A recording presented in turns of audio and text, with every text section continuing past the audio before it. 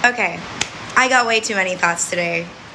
Nag-rest kasi ako during the weekend. Now, I'm going to talk about Ma'am Sara's pronouncement. She made about 3 of the same topic. First, she wants to be the next Secretary of National Defense.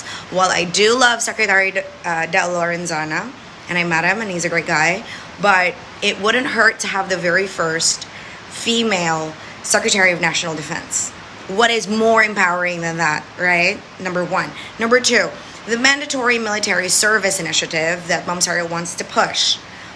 Though it's funny that some of the gays reacted to that in such a way that they made fun of it.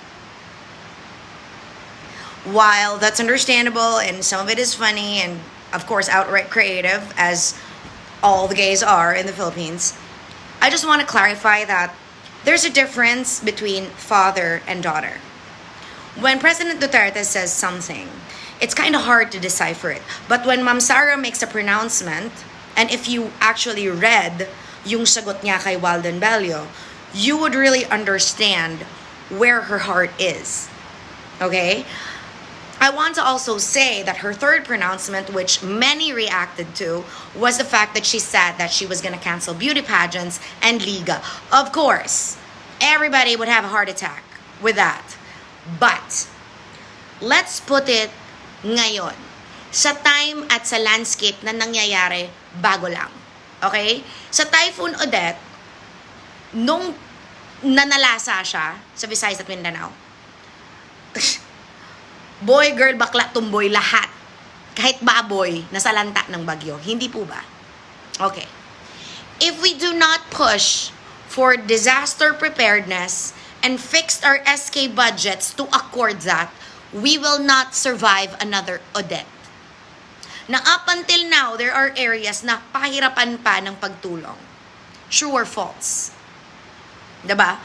This isn't about letting government help you when there is a disaster.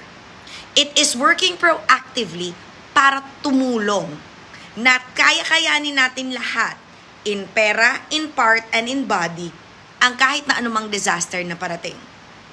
You cannot also fault and say that Ma'am Sara is against the gays because, honey, you should really research on the progressive laws of and for the LGBTQIA community in Davao City.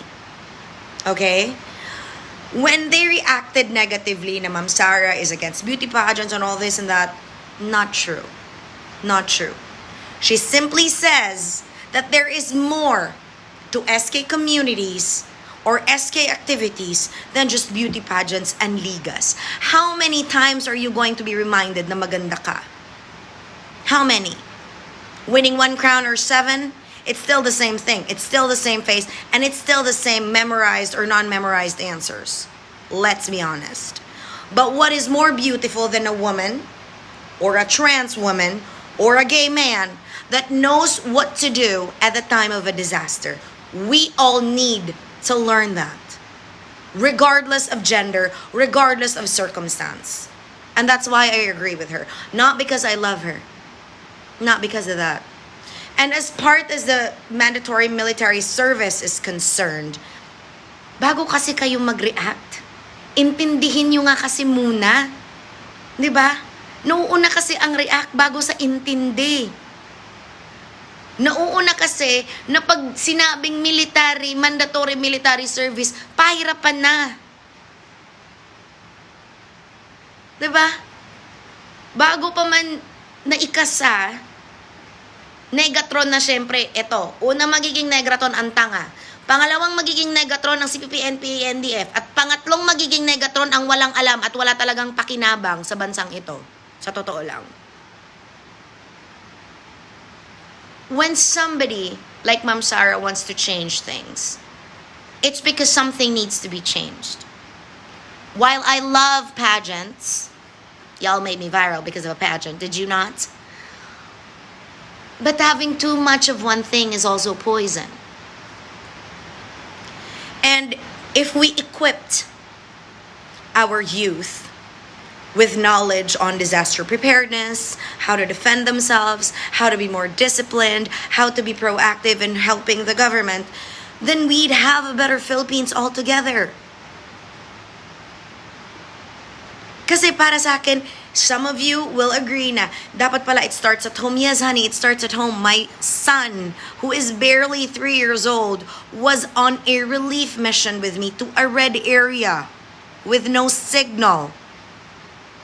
Yeah, it does start at home. But are all parents the same as me? No. Some parents would like to have a lot of children but not even bother raising them the right way. True or false? Diba? Anak kayo ng anak, gawa kayo ng anak, gagamitin nyo pa na pang-ayos ng kasal nyong pangit ang anak. But then again, who suffers when you make a lot of children but you don't have a lot of money? Gobyerno na naman may kasalanan? Danny, that's your uterus. Okay? So, those are my thoughts on the pronouncement of Ma'am Sara. And for me, we are lucky that she is able to articulate and explain properly how she thinks things should be done. Okay? That's a stark difference po sa pagka-stroke ninyo for the past years of President Duterte making all these pronouncements na hindi nyo magets. So we can expect that the next Vice President of the Philippines, the next, not the current one, the next, is far smarter, far more articulate, empowering, aspirational, and can explain whatever she wants, spliced or not, edited or not, impromptu. Are you excited? I know I am. Mwah. Ingat!